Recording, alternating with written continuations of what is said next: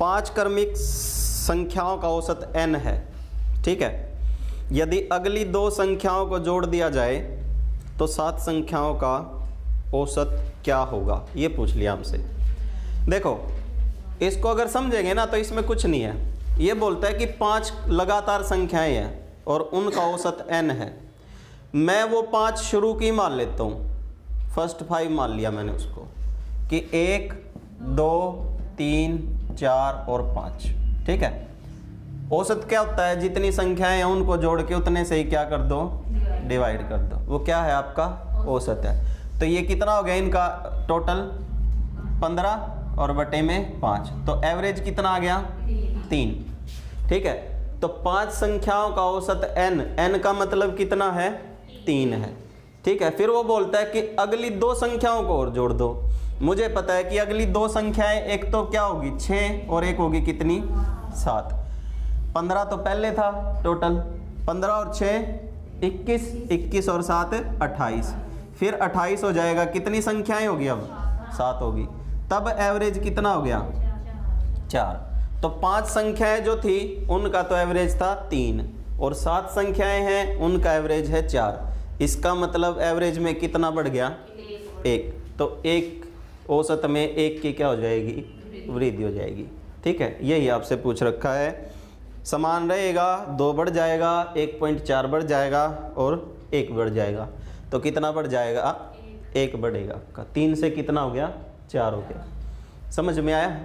तो हम क्या करेंगे, इस तरह से मान लेंगे, हमारी पहले ही मान लेंगे, ठीक है। क्रमिक बोला ना उसने, तो आप कुछ भी मान सकते हो, लगातार होनी चाहिए, आंसर यही आएगा आपका। क्लियर। आगे देखो, 3 दोस्तों की औसत आयु कितनी है 32 वर्ष है। यदि चौथे दोस्त की आयु जोड़ दी जाए तो उनकी औसत आयु कितनी हो जाएगी 31 हो जाती है। चौथे की आयु निकालनी है हमको। देखो तीना की कितनी है 32, ठीक है। तो टोटल कितनी हो जाएगी, 3 से मल्टीप्लाई कर देंगे 96 हो जाएगा, ठीक है। फिर ये बोलता है 1 को ऐड कर दो, 1 को ऐड कर देते हैं, 4th को, ठीक है। तो 4 हो जाएंगे, तो औसत कितना हो जाएगा 31 हो जाएगा, ठीक है, 1 को ऐड करते ही। तो इसका मतलब फिर टोटल कितना हो जाएगा, 4 एकम 4, 4 तिया 12, 4 का टोटल 124 और 3 का टोटल 96। तो इसमें से इसको लेस कर देंगे 96 को, कितना बचेगा 8 और 2। तो औसत 2 जो चौथा दोस्त ऐड हुआ है उनका, उसकी आयु कितनी है टोटल 28 वर्ष है, ठीक है। सिंपल टाइप था। देखो आगे देखो, 50 संख्याओं का औसत है भाई 38। ये 2 संख्याएं अर्थात 45 और 55 को क्या कर दें, छोड़ दिया जाए तो शेष संख्याओं का औसत क्या होगा, ठीक है। देखो उसने बोला कि 50 संख्याएं हैं, उनका औसत कितना है 38 है। तो हम टोटल अगर निकाल ले तो कितना हो जाएगा 19 होगी, ठीक है। अगर 50 संख्याओं का एवरेज है ना 38, तो एवरेज से टोटल में चेंज करेंगे तो कितना हो गया 1900। फिर ये बोलता है कि 2 संख्याओं को हटा दो, ठीक है। हमने मान लिया कि 50 लोगों के पास टोटल कितने रुपए 1900 रुपये हैं, ठीक है। फिर ये बोलते हैं उन 50 में से 2 लोगों को भगा दो, तो जो उनके पास पैसे है वो भी जाएंगे फिर, ठीक है। तो 2 लोगों को भगा देंगे तो कितना बच जाएगा 48। लेकिन जो उनका टोटल था, एक का तो कितना था 45 और एक का कितना था 55, तो टोटल कितना 100 घट जाएगा यहाँ से। अगर ये 2 यहाँ से हटेंगे तो इनका क्या हो जाएगा 100 भी हट जाएगा इधर से टोटल जो था। तो अब कितना रह गया टोटल 1800, और ये कितने का रह गया 48 का। 48 का अगर 1800 है तो हम क्या करेंगे, इसको डिवाइड करेंगे, औसत निकाल लेंगे यहाँ से, 48 से डिवाइड कर देंगे तो हमारा कितना आ जाएगा 37.5 आ जाएगा, ठीक है। ये हमारा 48 का एवरेज आ गया निकल के। ये 50 का था, ठीक है। 2 संख्याएं निकाल दी 45 और 55, मतलब 100 निकल गया टोटल से। तो आपका जो है क्या बच गया अब 1800।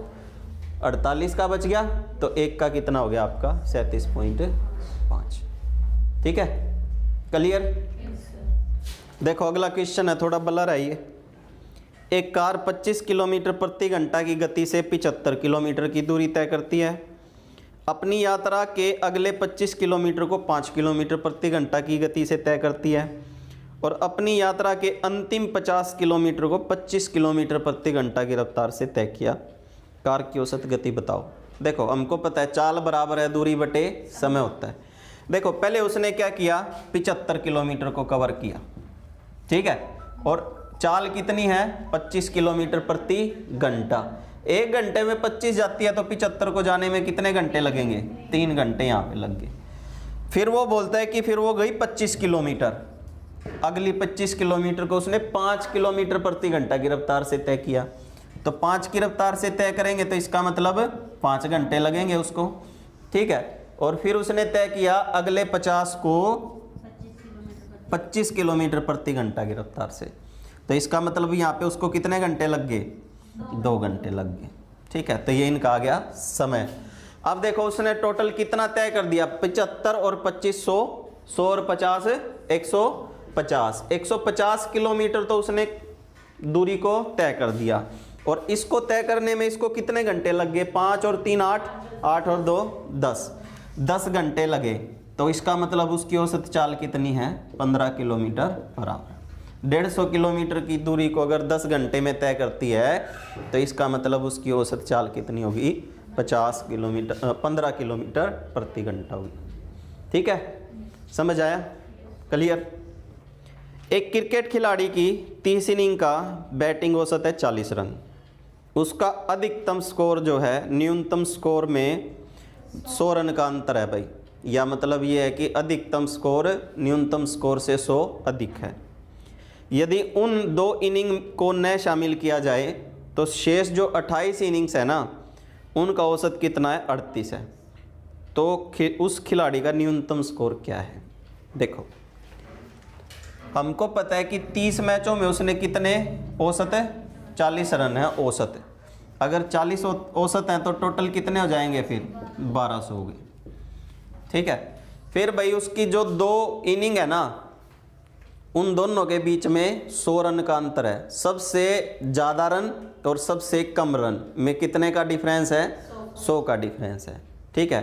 फिर ये बोलता है अगर उन दोनों को छोड़ देना तो जो बचे हुए इनिंग है, अब 2 को हटा देंगे हम तो कितने इनिंग बच जाएंगे, 28। और इनका जो बच गया ना औसत वो कितना बच गया, 38 बच गया।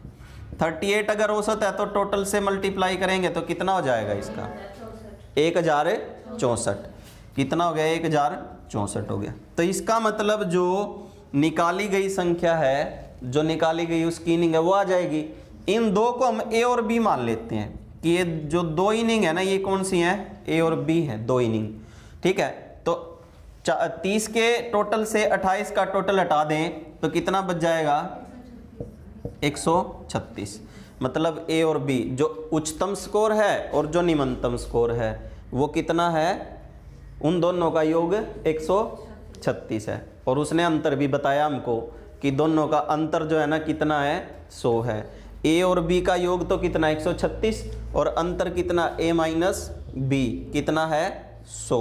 तो इसका मतलब यहाँ से हम क्या निकाल सकते हैं, बड़ी भी निकाल सकते हैं छोटी भी निकाल सकते हैं, ठीक है। छोटी निकालना है तो माइनस प्लस माइनस कर दिया, क्योंकि छोटी हमने b को मान रखा है ना, बड़ी a है क्योंकि a बड़े में से छोटे को लेस करेंगे तभी 100 आएगा, ठीक है। तो देखिए a से a कट गया, यहाँ पे कितना हो गया 2b, 136 से 100 जाएगा कितना बचेगा 36। तो b की वैल्यू कितनी आ गई 18। इसका मतलब उसका न्यूनतम जो स्कोर है ना, कम से कम स्कोर जो था उसका वो कितना था 18 था, ठीक है। तो अगर बड़े से बड़ा पूछे, ठीक है, हाईएस्ट पूछे तो 136 से 18 को लेस कर दो, हाईएस्ट आ जाएगा, ठीक है। या हम a की वैल्यू निकाल लेते हैं यहीं पे ही, ठीक है। क्लियर, कोई डाउट। देखो आगे 5 क्रमिक सम संख्याएं हैं a b c d e और उनका औसत कितना है 52 है। अगर 5 है ना, 5 है तो जो औसत दिया है ना उसको भी काउंट किया जाएगा आपका। और अगर 4 होती, 6 होती, 8 होती तो इनका जो औसत होता ना एक विषम संख्या होती, फिर उसको हम काउंट नहीं करते। इसने बोला कि 5 संख्याएं हैं और औसत कितना है 52 है। तो इसका मतलब एक तो ये खुद होगी, 2 इससे इस तरफ होंगी, 2 उस तरफ होंगी, सम है तो एक होगी 54, एक होगी 56। और एक होगी 50, एक होगी 48। ये 5 संख्याएं हैं आपकी, ठीक है। 2 हिस्से उस तरफ, 2 हिस्से इस साइड, एक ये खुद A B C D E, ये होगी आपकी 5 संख्याएं, ठीक है। अब ये बोलता है कि B और E का गुणनफल बताइए। B तो हमारी है 50 और E कौन सी है 56। इनका गुणनफल निकालना हमको, निकाल देते हैं यहाँ से। कितना हो जाएगा 2800, ये हमारा आंसर है, ठीक है 2800।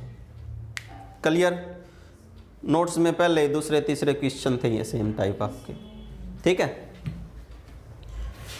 आगे देखो, कलकत्ता की यात्रा पर 50% दूरी के लिए एक टैक्सी का औसत गति कितना है 50 किलोमीटर प्रति घंटा है।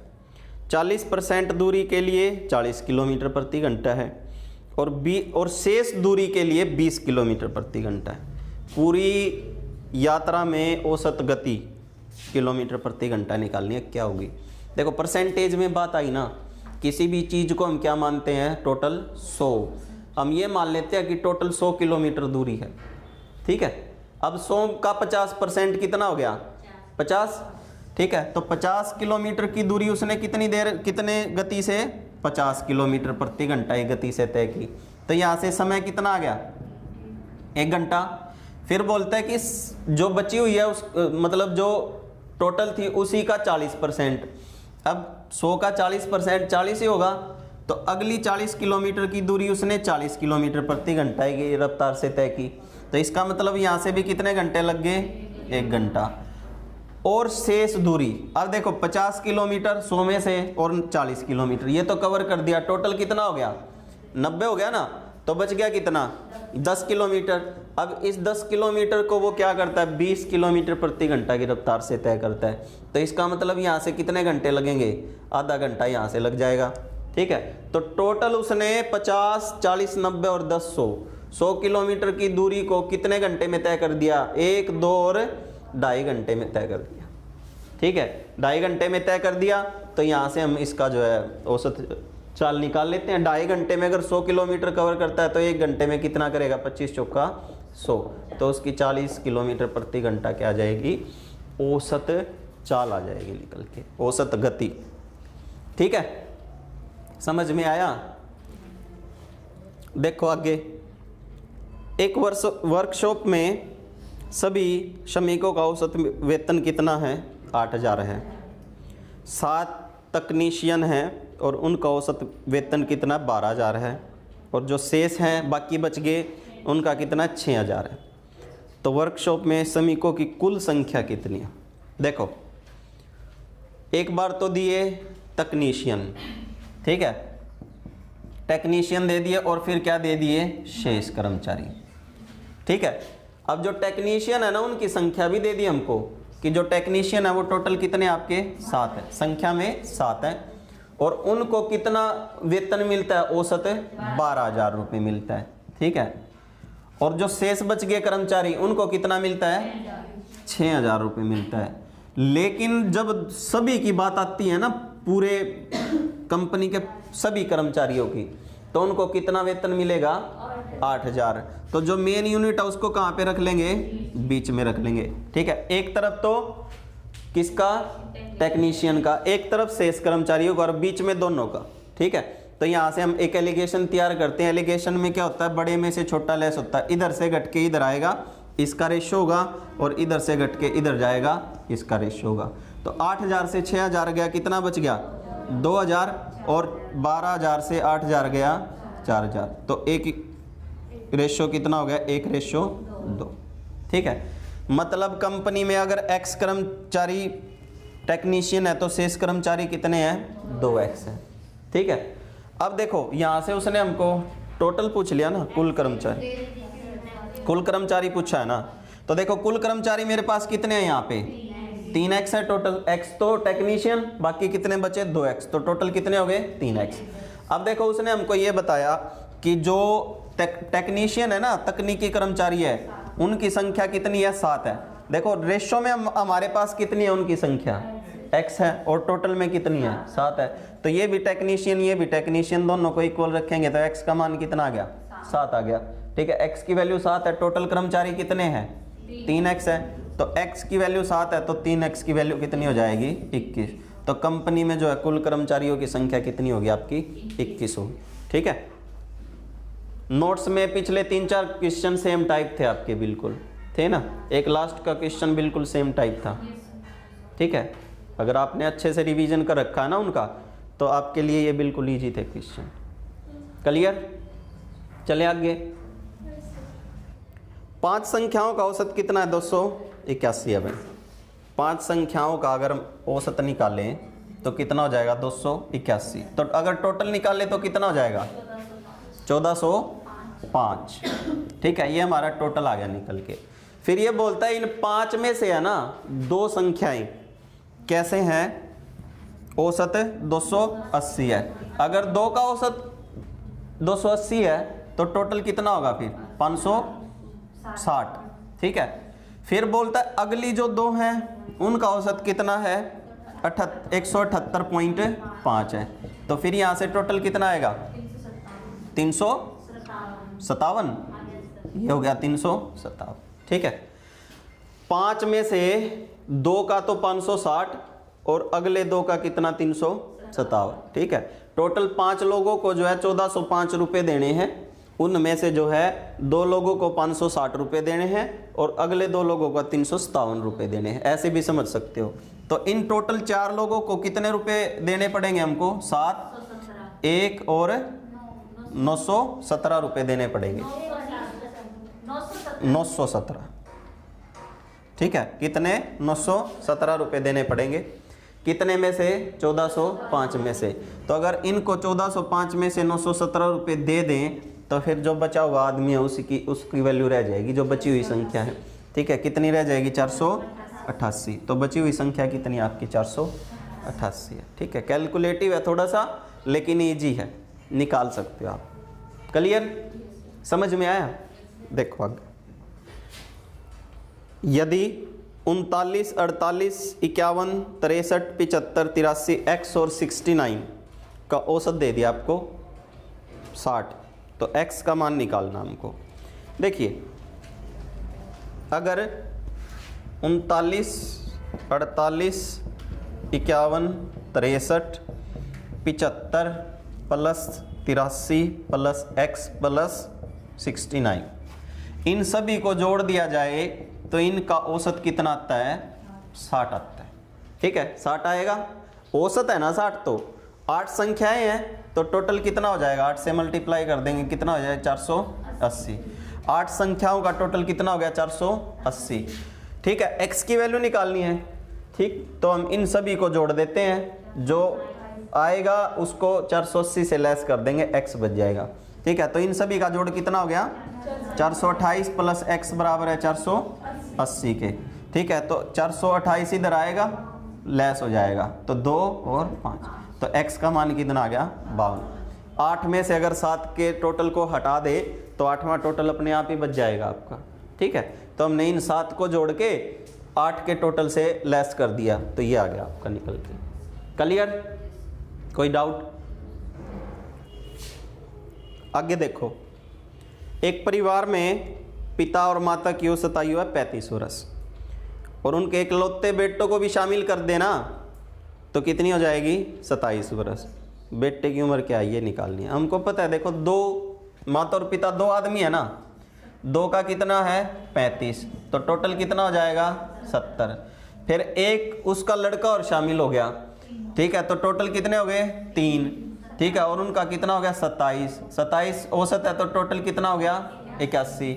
81 से अगर 70 को लेस करें तो कितना आ जाएगा 11। तो इसका मतलब बेटे की आयु कितनी है 11। ठीक है, ऐसे ऐसे क्वेश्चन पुट हो रहे हैं पेपर में। ठीक है, इजी क्वेश्चन है, ज़्यादा मुश्किल नहीं है, आराम से कर सकते हो। बिल्कुल समझ में आ रहे हैं ना। कोई है जिसको समझ में नहीं आ रहा? देखो तो आगे देखो, आगे देखो, यदि 4 प्रेक्षणों का औसत कितना है 20 है। ठीक है, फिर ये बोलता है कि उन और उसमें एक नियतांक c को प्रत्येक पर्यवेक्षण में जोड़ दिया जाता है तो मध्य 22 हो जाता है। c का मान बताइए क्या है। देखो, सिंपल सी बात है, 4 का कितना है 20 है, ठीक है।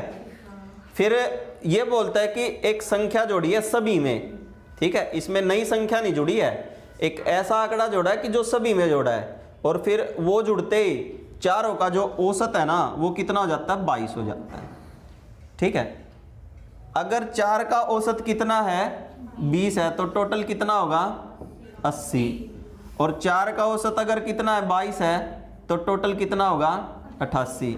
इसका मतलब टोटल कितना ऐड हुआ है 8। कितनी संख्याओं में 4 में, 4 में टोटल 8 ऐड हुआ है, तो इसका मतलब औसत कितना है 2। ऐसे भी हम निकाल सकते हैं, नहीं तो हमको यहीं पे पता है।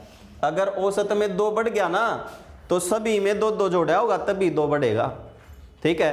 औसत में अगर 1 की वृद्धि होती है तो सभी में 1 जुड़ा है, 2 की जितनी भी वृद्धि होगी ना वो सभी में होगी, तब जाके जो है टोटल या औसत में वृद्धि होती है आपकी, ठीक है। तो अगर इसने बोला ना कि एक ऐसी संख्या जोड़ी जो जिसने औसत को 20 से बढ़ा के 22 कर दिया, तो इसका मतलब वो 2 ही है वो संख्या, चारों में 2 2 2 2 जुड़ेगा तभी 8 जुड़ेगा, और तभी औसत में क्या होएगा 2 की वृद्धि होएगी, ठीक है। तो हम इसको, ये फ्री का नंबर था, हम देखते ही बता सकते थे इसमें, ठीक है, क्योंकि औसत में जितने की वृद्धि होती है आपका जो है उतना ही जुड़ता है सभी संख्याओं में। क्लियर? देखो भाई अगला क्वेश्चन, 100 तक सभी विषम संख्याओं का योगफल क्या होगा, योग निकालना है। n लगातार प्राकृतिक विषम संख्याओं का योग है ना भाई, क्या होता है फॉर्मूला n स्क्वायर, ठीक है, क्या होता है n स्क्वायर, और n हमको निकालना होता है।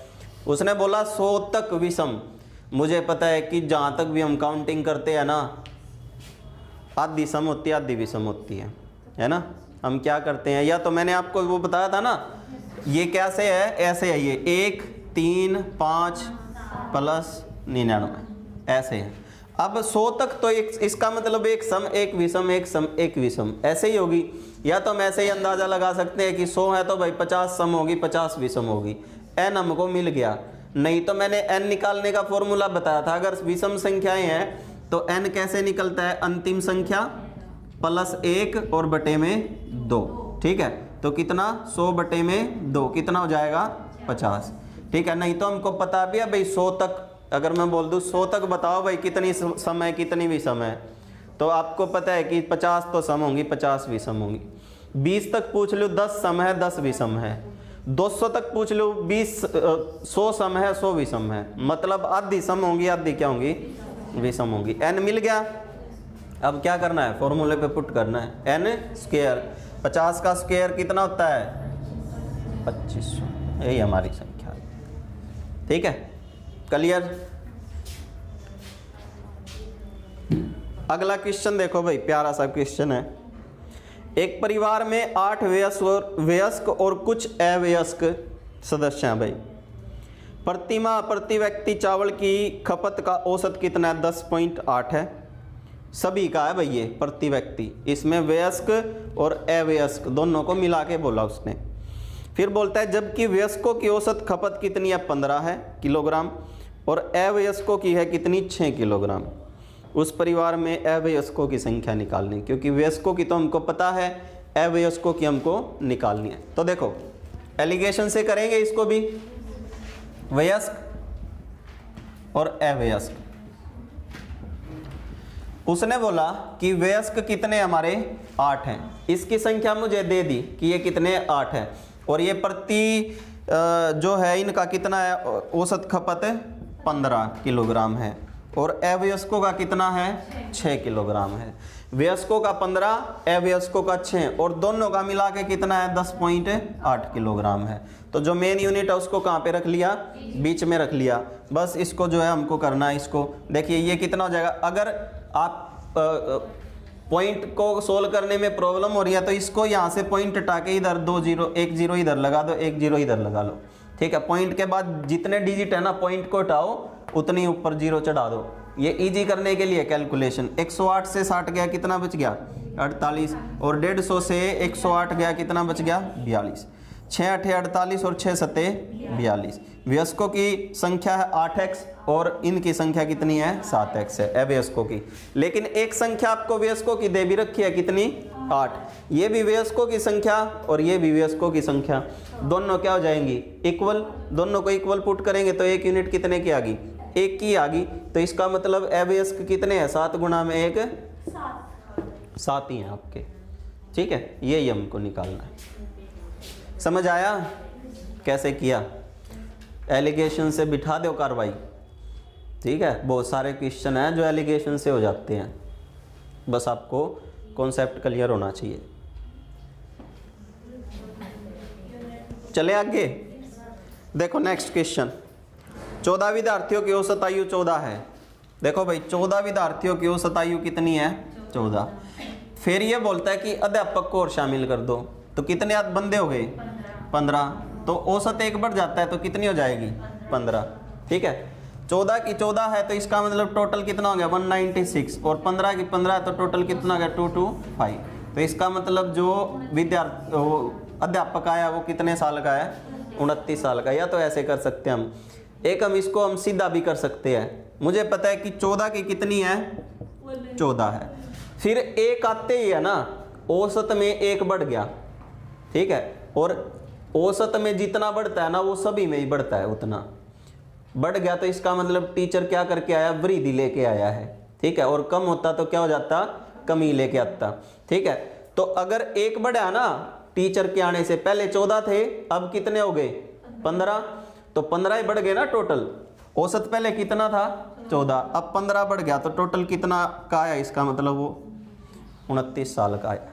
ठीक है, यहाँ से आपको कैलकुलेशन करने की ज़रूरत नहीं पड़ेगी।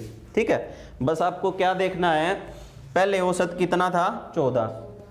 ठीक है, फिर वो बोलता है कि टीचर आ गया तो टोटल 15 हो गए और औसत में एक बढ़ गया, तो इसका मतलब 15 के 15 में एक बढ़ेगा ना, तब जाके टोटल कितना बढ़ेगा 1 बढ़ेगा औसत में, और टोटल में कितना बढ़ेगा 15 बढ़ेगा। पहले औसत 14 था, अब 15 और बढ़ गया, तो इसका मतलब जो व्यक्ति आया वो 29 साल का है। ठीक है, सीधा कैलकुलेट कर सकते हो आप। समझ में आया? आ रहे हैं कि समझ में? कदे हड़ में हूँ खाम का मेरा गला बैठ नहीं सारे। अगर कोई इस ये टाइप आया है तो आपका चाहे कमी हो चाहे वृद्धि हो चाहे कुछ भी हो कोई फर्क नहीं पड़ेगा। ठीक है, इसमें एक टाइप आता है जहाँ पे वो आपको ये बताता है कि रिप्लेस हुआ है। ठीक है, एक लड़का गया दूसरा आ गया, लेकिन वो कमी लेके आया या वृद्धि लेके आया, एक वो टाइप आता है, वो भी ऐसे ही हो जाता है फिर हम। ठीक है, कुछ इंपॉर्टेंट से टाइप हैं सभी चैप्टरों के, एक दिन लेंगे क्लास 1-1.5-2 घंटे की। ठीक है, उसमें सारे इंपॉर्टेंट तुमको करवा दूंगा जो पेपर में आ सकते हैं, सेम ऐसे के ऐसे उठ के जो आ सकते हैं वो क्वेश्चन। ठीक है, लेंगे एक दिन 2-2.5-3 घंटे की एक लंबी क्लास लेंगे, उसमें जो है सारे क्वेश्चन करवा दूंगा तुम लोगों को, कम से कम 50 से 60 क्वेश्चन करवा देंगे। ठीक है, उनमें से संभावना है कि आ सकते हैं कुछ क्वेश्चन। ठीक है, देखो आगे, एक बल्लेबाज की 11 इनिंग्स में निश्चित औसत है। उस बल्लेबाज ने 12वीं इनिंग में 120 रन का स्कोर किया, जिसके कारण उसकी औसत में 5 रनों की वृद्धि होगी। ठीक है, इस तरह से 12 इनिंग्स के पश्चात बल्लेबाज की क्या औसत है। 12वीं इनिंग के बाद पूछा उसने, देखो ध्यान से, जो लास्ट में पूछा है ना वो इंपॉर्टेंट होता है। देखो 11 इनिंग्स का औसत हमने क्या मान लिया, उसका x मान लिया कि टोटल 11 इनिंग्स में उसने उसका रनों का औसत कितना था x था, तो फिर टोटल कितना होगा 11x। फिर वो बोलता है कि 12वीं इनिंग में वो कितने रन बनाता है 120। 11 इनिंग में उसने कितने रन बनाए हैं 11x, फिर 12वीं में कितने बना दिए 120, तो ये 12 इनिंग के टोटल रन हो गए ना उसके, तो उसके औसत में जो है ना 5 रन बढ़ गए। औसत पहले कितना था x था, अब कितना हो गया x + 5 हो गया, कितनी इनिंग का 12 का। ठीक है, अगर औसत 12 का x + 5 है तो टोटल कितना होगा 12 गुना x + 5। ठीक है, यहाँ से भी टोटल आ गया निकल के, और ये भी क्या है आपका टोटल है। ठीक है, टोटल को टोटल के इक्वल में पुट कर दिया। 11 का था x, ठीक है। तो टोटल कितना हो गया 11x। इतने रन बनाए हैं उसने 11 इनिंगों में। फिर 12वीं इनिंग में उसने बनाए 120 रन। तो पहले जितने बना रहा है उसी में तो जोड़ेंगे ना इसको, टोटल रनों को। और पहले अगर x था ना औसत, तो फिर ये बोलता उसमें 5 रन बढ़ गए औसत के। पहले औसत x था तो अब कितना हो गया x + 5। कितनी इनिंगों का 12 का, तो मल्टीप्लाई कर देंगे 12 से इधर। ठीक है, समझ में आया इक्वेशन। अब जो है अब बस इसको सोल्व करना है, x की वैल्यू आ जाएगी निकल के, मतलब 11 इनिंगों का क्या निकल के आ जाएगा औसत। देखिए 12x + 12 पंजे कितना हो गया 60 बराबर है 11x + 120। ठीक है, ये इधर आ गया वो उधर गया, 12 से 11 गया, x बच गया, 120 से 60 गया, कितना बच गया 60। तो 11 इनिंगों में उसका औसत कितना था 60 था। लेकिन उसने तो 12वीं इनिंग के बाद पूछा है, और उसको हमको पता है कि उसने ये बताया कि 12वीं इनिंग में जो है ना उसके औसत में कितने की वृद्धि हुई है 5 की। तो 12वीं इनिंग के बाद इसका मतलब उसका औसत कितना था 65 था। ये पूछ लिया। 60 भी है ऑप्शन में। ठीक है, कदे उड़ा जो है 60 निकलते ही सीधा 60 पला दो, गोला भर दो, वो नहीं करना है। ध्यान से ये देखना लास्ट में क्या पूछा है। ठीक, बच्चे देखते नहीं, लास्ट में 60 आ गया, वो है 60 ऑप्शन में लगा दिया, भर दो जल्दी से, गोला निकल गया ये तो। फिर बाद में जब देखेंगे ना वो तेरी गई ये तो गलत हो गया भाई, फिर गोला भी नहीं ठीक हो सकता। तो ध्यान से बनना होता है। ठीक है, पूजा बड़े ध्यान से। ठीक है, क्लियर हो गए सारे क्वेश्चन। ये थे भाई आपके इम्पोर्टेंट से जितने भी 2021 के HSSC के एग्ज़ाम्स में पूछे गए हैं। क्लियर। कल हम करेंगे अगला चैप्टर के क्वेश्चन, आपको बता देंगे ग्रुप में कौन सा करके आना है, उसी के हिसाब से आप कल करके आओ। संडे है ना, कल आना है कल। ठीक है, आ जाओगे ना, सचिव लागना है ना, तो आना पड़ेगा।